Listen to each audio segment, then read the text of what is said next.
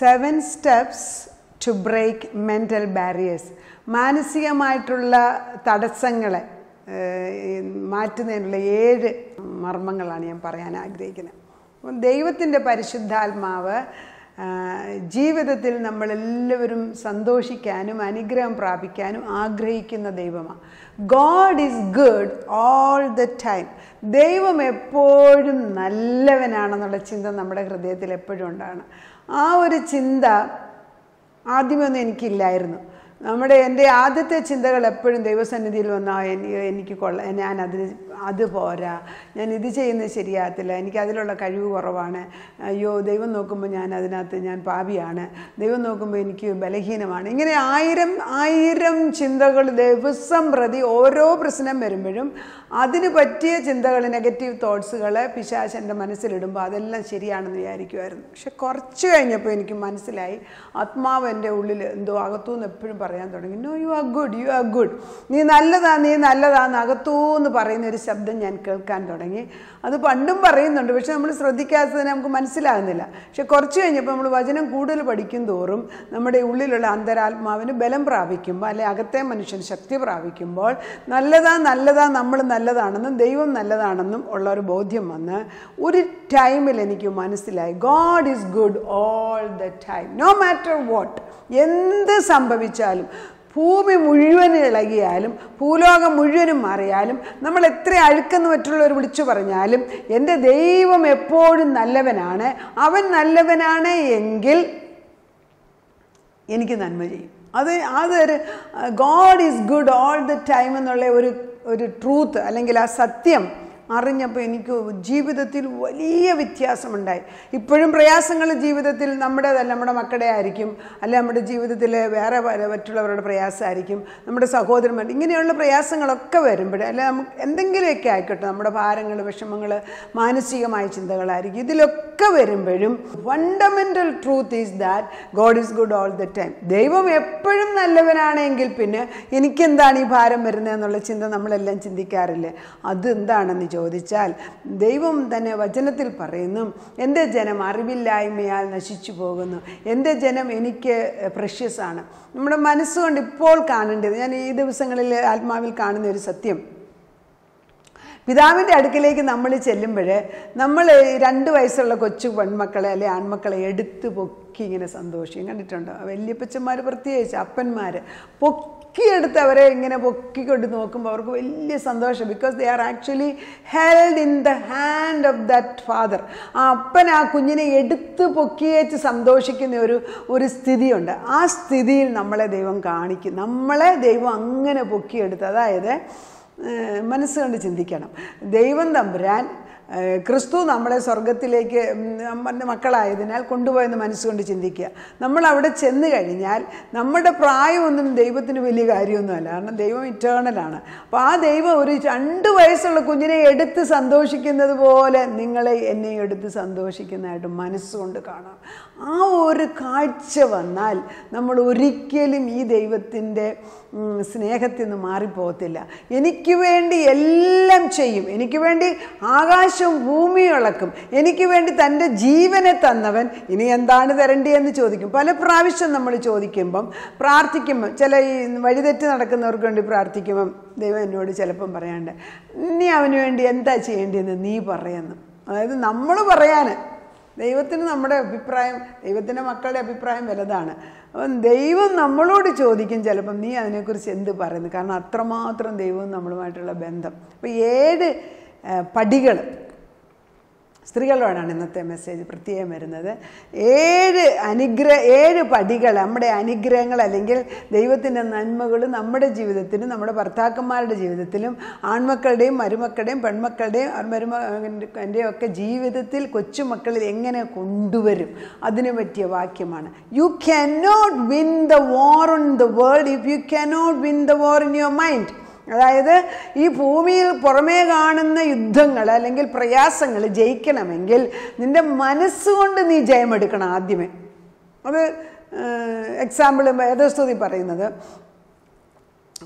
ക്രൂശുമരണത്തിന് മുൻപ് യേശുക്രിസ്തു ഗത്സമന തോട്ടത്തിലിരുന്ന് കണ്ണുനീരോടും ദുഃഖത്തോടും വേദനയോടും കൂടെ പ്രാർത്ഥിച്ചു. രാത്രി മുഴുവൻ പ്രാർത്ഥിക്കുകയാണ്.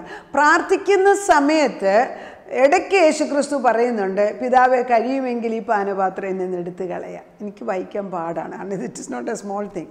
പക്ഷേ കുറച്ച് കഴിഞ്ഞപ്പം ദൈവത്തിൻ്റെ ആത്മാവിൽ യേശുക്രിസ്തു പറയുന്നു, അല്ല എൻ്റെ ഹിതമല്ല തിരുഹിതം നടക്കട്ടെ, എൻ്റെ ഹിതമല്ല അവിടുത്തെ ഹിതം നടക്കട്ടെ. എപ്പോഴാണ്? എൻ്റെ ജഡം മരിച്ചു. ആ തീരുമാനമെടുത്തത് മനസ്സിലാണ്. ആ മനസ്സിലെടുത്ത തീരുമാനത്തിന് മുമ്പുള്ള വ്യഥ അല്ലെങ്കിൽ ആ കഷ്ടമാണ് ഏറ്റവും വലുത്. പിറ്റേ ദിവസം ശാരീരികമായിട്ട് ക്രൂശുമരണം ഏറ്റെടുത്തു, പക്ഷേ അതിന് മുൻപേ ആത്മീകമായിട്ടുള്ള വേദന. അങ്ങനെയല്ലേ പലർക്കും ഇത് എങ്ങനെയാണ് എക്സ്പ്രസ് ചെയ്യേണ്ടതെന്ന് അറിയാൻ വയ്യാത്തതിനാൽ പല പുരുഷന്മാരും അവരുടെ വേദന അവരുടെ ഹൃദയത്തിനകത്ത് സൂക്ഷിച്ച് അകത്ത് തന്നെ കയറ്റി അങ്ങ് വെക്കും, പറയത്തില്ല. നമ്മൾ കുറച്ചും കൂടെ പറയും സ്ത്രീകൾ. അതുകൊണ്ട് അവർക്ക് ഹാർട്ട് അറ്റാക്ക് ഉണ്ടാകും, കിഡ്നി പ്രോബ്ലം ഉണ്ടാകും, തലയ്ക്ക് പ്രോബ്ലം ഉണ്ടാകും, ദേഹത്ത് എന്തെല്ലാം പ്രോബ്ലം ഉണ്ടാകും. അതിൻ്റെ എല്ലാം ഒരു റീസൺ ഈ ടെൻഷൻ, വേദന. നമ്മുടെ ശരീരം ടെൻഷൻ ഏറ്റെടുക്കാൻ ഉണ്ടാക്കിയത് ശരീരമല്ല, പക്ഷെ പാപത്തിൻ്റെ ഇഫക്റ്റ് മൂലം ഉള്ളതെല്ലാം നമുക്ക് ആരും താങ്ങാനില്ലല്ലോ. പലരോടും ചോദിക്കും, ഞാൻ തന്നെയല്ല എല്ലാം വായിക്കുന്നത്.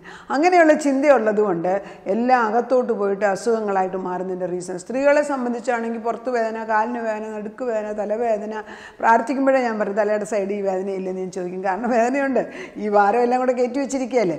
എന്നാൽ അതെല്ലാം ഒന്ന് മാറ്റി വെച്ചിട്ട് നമ്മൾ റൂത്തിൻ്റെ ബുക്കിലേട്ടൊന്ന് കയറാം. എങ്ങനെയാണ് ഈ അകത്തുള്ള ഈ ശക്തി പ്രാപിച്ചിട്ടിട്ട് അല്ലെങ്കിൽ എങ്ങനെയാണ് അനുഗ്രഹം വാങ്ങിച്ചെടുക്കേണ്ടത്? റൂത്തിൻ്റെ 3-ാം അധ്യായത്തിൻ്റെ 1 തൊട്ട് 5 വരെയുള്ള വാക്യം ഞാൻ വായിക്കാൻ പോയത്. റൂത്തിൻ്റെ കഥ എല്ലാവർക്കും അറിയാമെന്ന് ഞാൻ വിശ്വസിച്ചുകൊണ്ടാണ് കണ്ടിന്യൂ ചെയ്യാൻ പോകുന്നത്. അനന്തരം അവളുടെ അമ്മായിയമ്മയായ നവോമി അവളോട് പറഞ്ഞത്, അമ്മായിയമ്മയായ നവോമി മരുമകളാകുന്ന റൂത്തിനോട് പറയുന്ന ഭാഗമാണ്, മകളെ, നിനക്ക് നന്നായിരിക്കേണ്ടതിന് ഞാൻ നിനക്ക് വേണ്ടി ഒരു വിശ്രാമ സ്ഥലം അന്വേഷിക്കേണ്ടയോ? അപ്പോൾ ഒരമ്മായിമ്മ മരുമകൾക്ക് നന്മ ലഭിക്കണമെന്ന് ആഗ്രഹിക്കുന്നുണ്ട്. ഞാൻ നിനക്കൊരു സ്ഥലം കണ്ടുപിടിക്കണ്ടേ? ദൈവം ഇതുപോലെ തന്നെയാണ് ചിന്തിക്കുന്നത്. നമ്മൾ ഓർക്കണം, ദൈവം പറയുന്ന മോളെ, നീ കഷ്ടപ്പെട്ടത് മതിയേ, ഞാനിനി നിനക്കൊരു നന്മ അനുഭവിക്കാൻ വേണ്ടി ഞാൻ ഒരു കാര്യം ചെയ്യാൻ പോകാം, നീ ശ്രദ്ധിച്ച് കേൾക്കണം. അങ്ങനെ തന്നെ നമ്മൾ ഓർക്കണം. നീ ചേർന്നിരുന്ന ബാല്യക്കാരത്തികളുടെ യജമാനനായ ബോവസ് നമ്മുടെ ചാർച്ചക്കാരനാണല്ലയോ. അപ്പം റൂത്ത് മോവാബ്യ ദേശത്ത് നിന്ന് നവോമിയുടെ കൂടെ ക്ഷാമം കഴിഞ്ഞിട്ട് തിരിച്ചു വരികയാണ്. തിരിച്ചു വരുമ്പം റൂത്തിന് ഭർത്താവില്ല, നവോമിക്ക് ഭർത്താവില്ല, ആൺമക്കൾ എല്ലാം മരിച്ചുപോയി. ഇവർ ഈ അമ്മായിമ്മൻ ഈ മരുമകൾ മാത്രമായിട്ട് തിരിച്ചു വന്നിരിക്കുകയാണ്. അപ്പോൾ ഇവിടെ വന്നു കഴിഞ്ഞപ്പം അവർക്ക് ഭക്ഷണത്തിന് വേണ്ടി ഈ സ്ത്രീയെ റൂത്ത് ബോവസിൻ്റെ വയലിൽ പോയി കാലാപറക്കിയെടുത്തു. അതായത് അവിടെ ചെന്നിട്ട് ഈ ജോലിക്കാർ മുഴുവനും എടുക്കരുതെന്നാണ് പറയുന്നത്. ഒരു അല്പം അംശമായിട്ടുള്ള ഈ വിളവിനകത്തുനിന്ന്, അതായത് അതിൽ പൊഴിഞ്ഞു വീഴുന്ന വിളവിന്ന് കൂട്ടിയെടുത്തുകൊണ്ട് കൊണ്ടുവരുന്ന ഒരു പ്രകൃതമാണ് കാലയെടുക്കുക. അപ്പം അവിടെ പോയപ്പോൾ നീ ചേർന്ന് നിന്ന ബാല്യക്കാരത്തിയുടെ യജമാനായ ബോവസ് നമ്മുടെ ചാർച്ചക്കാരനല്ലയോ, അവൻ ഇന്ന് രാത്രി കളത്തിൽ യവം തൂറ്റുന്നു. അപ്പം യവം അവിടെ ഹാർവസ്റ്റ് പീരിയഡാണ്. ആകയാൽ നീ കുളിച്ച് തൈലം പൂശി വസ്ത്രം ധരിച്ച് കളത്തിൽ ചെല്ലുക. ഒന്നും കൂടെ ആ ഭാഗം വായിക്കാം. ആകയാൽ നീ കുളിച്ച് തൈലം പൂശി വസ്ത്രം ധരിച്ച് കളത്തിൽ ചെല്ലുക. അയാൾ തിന്നു കുടിച്ച് കഴിയും വരെ നിന്നെ കാണരുത്. പോകുമ്പോൾ അവൻ കിടക്കുന്ന സ്ഥലം മനസ്സിലാക്കി ചെന്ന് അവൻ്റെ കാലിന്മേലുള്ള പുതപ്പ് പൊക്കി അവിടെ കിടന്നോളൂ. എന്നാൽ നീ എന്ത് ചെയ്യണമെന്ന് അവൻ നിന്നോട് പറഞ്ഞു തരും. അതിന് അവൾ നീ പറയുന്നതൊക്കെയും ഞാൻ ചെയ്യാമെന്ന് അവളോട് പറഞ്ഞു. This is beautiful, isn't it? ഒരു അമ്മായിമ്മ മരുമകൾക്ക്, മകനോ മരിച്ചുപോയി, ഈ ചെറുപ്പക്കാരിയായിട്ടുള്ള ഈ റൂത്ത്, നവോമി എന്ന് പറഞ്ഞ പ്രായം ചെന്ന അമ്മായിമ്മയുടെ കൂടെ സ്വന്തം ദേശത്തേക്ക് തിരിച്ചു വന്നിരിക്കുകയാണ്. സ്വന്തം ദേശത്ത് തിരിച്ചു വന്നു കഴിഞ്ഞപ്പോൾ, അതായത് ബേത്ലഹേമിലേക്ക് തിരിച്ചു വന്നിരിക്കുകയാണ്. തിരിച്ചു വന്നപ്പോൾ റൂത്ത് പോയി ബോവസിൻ്റെ വയലിൽ കാലാ പറക്കാൻ പോയി. അതോടുകൂടി റൂത്ത് അമ്മായിമ്മയ്ക്ക് മനസ്സിലായി കറക്റ്റ് പ്ലേസിൽ, അതായത് ചാർച്ചക്കാരൻ്റെ സ്ഥലത്താണ് ചെന്നിരിക്കുന്നത്. അതുകൊണ്ട് അമ്മായിമ്മ പറയും, നിനക്ക് നന്മ വരാൻ വേണ്ടി ഞാൻ കുറേ കാര്യങ്ങൾ പറഞ്ഞു തരാൻ പോവുക. അതുതന്നെയാണ് ഞാനും ഇപ്പോൾ ആഗ്രഹിക്കുന്നത്. അനേക മരുമക്കൾ ഇപ്പോഴത്തെ കാലത്ത് വിവാഹം കഴിച്ചു കഴിഞ്ഞേച്ച് അപ്പനും അമ്മയും അങ്ങേയറ്റത്തെ ലാളനത്തിൽ വളർത്തിക്കൊണ്ട് വന്ന പെൺമക്കൾ ഒരല്പ പ്രയാസമുണ്ട് സ്വന്തം വീട്ടിലേക്ക് തിരിച്ചോടുന്ന ഒരു കാലയളവാണ്. പക്ഷേ ഇവിടെ അമ്മായിമ്മ തൻ്റെ മരുമകളാകുന്ന റൂത്തിനോട് ചില ഉപദേശങ്ങൾ കൊടുക്കുന്നത് നമ്മുടെ ഈ കാലത്തിലേക്ക് അത്യാവശ്യമുള്ളതാണ്. അത് മനസ്സിലാക്കിയാൽ നിങ്ങൾക്ക് നല്ലതാണ്. യു മസ്റ്റ് നോ 7 ലെസൺസാണ്, 7 കാര്യങ്ങളാണ് പഠിപ്പിക്കുന്നത്. You must know what you are going after. അത് ലോങ് ടേം ടാർഗറ്റ് ഉണ്ട്, ഷോർട്ട് ടേം ടാർഗറ്റ് ഉണ്ട്. You need to have a specific target in your life. Don't let the wrong people influence you. അതായത് നമ്മുടെ ജീവിതത്തിൽ നമ്മൾ എങ്ങോട്ടാണ് പോകുന്നതെന്നൊരു ലക്ഷ്യമുണ്ടാകണം. അത് റൂത്തിനുണ്ടായിരുന്നു. കാരണം 2 മരുമക്കളുണ്ടായിരുന്നു, ഓപ്പ ആൻഡ് റൂത്ത്. അതിൽ ആദ്യത്തെ മരുമകൾ അവളുടെ ഇഷ്ടത്തിന് തിരിച്ചങ്ങ് പോയി. പക്ഷേ റൂത്ത് പറഞ്ഞ്, നിൻ്റെ ദൈവം എൻ്റെ ദൈവം, നിൻ്റെ ജനം എൻ്റെ ജനം, നീ എവിടെ പോകുന്നു അവിടെ ഞാനും. അപ്പോൾ ഒരു ദൃഢതയുണ്ട്, ഒരു ലക്ഷ്യമുണ്ടായിരുന്നു. ഒരു ലക്ഷ്യത്തോട് വേണം കുടുംബജീവിതത്തിലേക്ക് കയറി വരാൻ. ഞാൻ അവിടെ ചെന്ന് ഭർത്താവിന് ഒരു ഇടയ്ക്ക് ജോലി പോയി, കോവിഡ് വന്നപ്പം ജോലി പോയെന്നും പറഞ്ഞ് എത്ര ഭാര്യമാരിട്ട് ചൂടിയിട്ടുണ്ട് ഇല്ലേ? അന്നേരം പണ്ട് തൊട്ടുള്ള എല്ലാ നെഗറ്റീവ് തോട്ട്സും സ്റ്റോർ ചെയ്ത് വെച്ചിരിക്കുകയാണ്. സ്ത്രീകൾക്കൊരു പ്രത്യേക സ്വഭാവമുണ്ട്, നമ്മൾ സ്റ്റോർ ചെയ്ത് വെക്കും. ഈ ആണുങ്ങളുടെയും സ്ത്രീകളുടെയും പുരുഷന്മാരുടെയും സ്ത്രീകളുടെയും ബ്രെയിൻ വർക്ക് ചെയ്യുന്ന 2 തരത്തിലാണെന്ന് ഒരു സയൻറ്റിസ്റ്റ് പറഞ്ഞല്ലോ. എന്നെ ടച്ച് ചെയ്ത ഏറ്റവും വലിയ പോയിന്റ്, പുരുഷന്മാർ ഓരോ ആവശ്യങ്ങൾ ഓരോ കമ്പാർട്ട്മെൻറ്റിനകത്താണ് ചിന്തിക്കുന്നത്. കുടുംബജീവിതം ഒരിടത്ത്, പണത്തിൻ്റെ കാര്യം വേറെടുത്ത്, ഭാര്യയുടെ കാര്യം വേറെടുത്ത്, കുഞ്ഞുങ്ങളുടെ കാര്യം, എല്ലാത്തിനും ഓരോ കമ്പാർട്ട്മെൻറ്റാണ്. പക്ഷേ സ്ത്രീകളുടെ സ്വഭാവം എല്ലാം കൂടെ കുഴച്ചു മറിച്ചാണ് അവർ കാണുന്നത്. അത് ഭർത്താവിനെ തൊടുമ്പോൾ അമ്മായിമ്മ തൊടും, അമ്മായിമ്മ തൊടുമ്പോൾ അമ്മായിപ്പനെ തൊടും, പിന്നെ അമ്മായിപ്പനെ തൊടുമ്പം വീട്ടിലെ പ്രശ്നങ്ങളെല്ലാം, പിന്നെ ഭർത്താവ് കരുകാലത്ത് വഴക്ക് പറഞ്ഞ് ഓർത്തിരിക്കുക, അല്ലെങ്കിൽ ഭർത്താവിന് കോവിഡ് സമയത്ത് ജോലി നഷ്ടപ്പെട്ടു, അല്ലെങ്കിൽ അവന് ജോലി നഷ്ടപ്പെട്ടിരിക്കുക, ഇനിയും അവൻ്റെ കൂടെ ജീവിക്കുന്നില്ല. വളരെ ഒരു ലക്ഷ്യമില്ല. കുടുംബജീവിതത്തിൽ എൻ്റർ ചെയ്യുന്നതിന് മുമ്പേ ഞാൻ ഈ പുരുഷൻ്റെ കൂടെ ജീവിക്കുവാൻ ഒരു തീരുമാനം ദൈവത്തിലെടുത്തതാണ്. നോ മാറ്റർ, അതായത് അണ്ടിൽ ഡെത്ത്, അതായത് മരണം വരെ ഞാൻ ഒന്നിച്ചു നിൽക്കുന്നൊക്കെ വലിയ വാഗ്ദത്തങ്ങൾ ചെയ്തുകൊണ്ടാണ് ഇവർ കല്യാണത്തിന് ചേരുന്നത്. ഇപ്പോൾ വെസ്റ്റേൺ വെഡിങ് നോക്കിയാൽ പുരുഷനും സ്ത്രീയും അന്യോന്യം അങ്ങോട്ടും ഇങ്ങോട്ടും മോതിരാ മാറുന്നത്, അവർക്കതാണ് ഇഷ്ടം. പക്ഷെ നമ്മുടെ കൾച്ചറിൽ പുരോഹിതനാണ് ഇട്ട് തരുന്നത്. കാരണം നടുക്ക് ദൈവം നിൽക്കുന്നതായിട്ട്. That's called a buffer zone. ദൈവം ഇടയ്ക്ക് നിൽക്കുകയാണ്. ഈ ദൈവം ഇടയ്ക്ക് നിൽക്കാത്തതിനാൽ, നിൽക്കാത്തത് ആത്മീയ കോണത്തിൽ കാണുന്നവർക്ക് നിൽക്കുന്നതിനാൽ കുടുംബജീവിതത്തിൽ പ്രശ്നമുണ്ടെങ്കിൽ ഒത്തിരിയും അവർ അങ്ങ് നിൽക്കും, വീട്ടിൽ തന്നെയാണ്. പക്ഷേ അങ്ങോട്ടും ഇങ്ങോട്ടും റിങ്ങി ചാർത്തി കൊടുത്തു കഴിഞ്ഞേച്ച് ഞാൻ പറഞ്ഞ പോലെ നിൽക്കുന്നില്ല, അതുകൊണ്ട് ഞാൻ പോവുക. വാഗ്ദത്തം കൊടുത്തതോ അല്ലെ പ്രോമിസ് ചെയ്തതോ ഒന്നിനും ഒരു വിലയില്ല. ഫസ്റ്റ് ഓഫ് ഓൾ പ്രോമിസ് ചെയ്തപ്പോൾ നടുക്ക് നിൽക്കാൻ ആളില്ലാതെ പോയി. മുപ്പിരിച്ചരുടെ കണ്ടിച്ചു കളയാൻ എളുപ്പമല്ല, അത് പൊട്ടിക്കാൻ എളുപ്പമല്ല. പക്ഷേ ഈ 2 പേരും കൂടെ അങ്ങോട്ടും ഇങ്ങോട്ടും വാഗ്ദത്തം കൊടുത്തു വെച്ച് കുറച്ച് കഴിയുമ്പോഴത്തേക്ക് കോവിഡിൻ്റെ പ്രശ്നം വന്ന് ജോലി പോയി.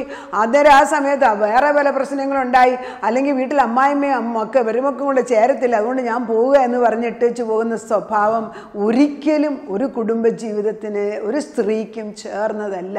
പ്രശ്നം ഉണ്ട്, പ്രശ്നം ഇല്ലാത്ത കുടുംബമില്ല. പക്ഷെ ഒരു ലക്ഷ്യത്തോടു കൂടി വേണം നമ്മൾ കുടുംബജീവിതത്തിലോട്ട് കയറി വരാൻ. റൂത്തിന് അങ്ങനെ ഒരു സ്വഭാവം ഉണ്ടായിരുന്നു.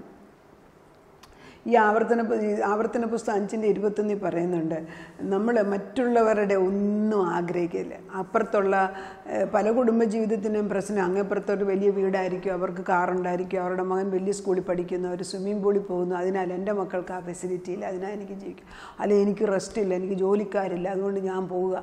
ഇതൊന്നും അല്ല ദൈവത്തിൻ്റെ ആഗ്രഹം. നമ്മുടെ കഷ്ടത്തിന് നടുക്കും പ്രയാസത്തിന് നടുക്കും ഞാനൊരു വാഗ്ദത്തം കൊടുത്താണ്. I have given A word. ദൈവത്തിൻ്റെ ഒരു വാക്യം ഞാൻ വാഗ്ദത്തം കൊടുത്തിട്ട് കയറി വന്നതാണ്, ഞാനിത് ഇട്ടേച്ച് പോകുന്നില്ല എന്ന് പറയാനുള്ള ബുദ്ധി നമുക്ക് ഉണ്ടാകണം. അത് ദൈവം ആഗ്രഹിക്കുന്നുണ്ട്. അപ്പോൾ ഒന്നാമത്തെ പോയിന്റ് ഞാൻ പറയുന്നത്, you should have no what you are going after. അതായത് ഒരു സ്പെസിഫിക് ടാർഗറ്റ് മുമ്പിലുണ്ടാകണം.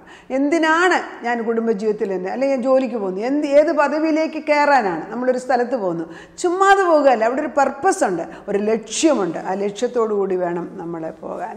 2 ലക്ഷ്യമുണ്ട്. രണ്ടാമത്തെ പോയിന്റ്, വാഷ് യുവർ ഫേസ്, നമ്മുടെ മുഖത്തെ കഴുകണം. Don't let your past affect you, you are still polluted. അതായത് നിൻ്റെ കഴിഞ്ഞകാല ജീവിതങ്ങൾ നിൻ്റെ ഇപ്പോഴുള്ള കുടുംബജീവിതത്തെ അല്ലെ ഇപ്പോഴുള്ള ജീവിതത്തെ ഉപദ്രവിക്കുവാൻ അനുവദിക്കരുത്.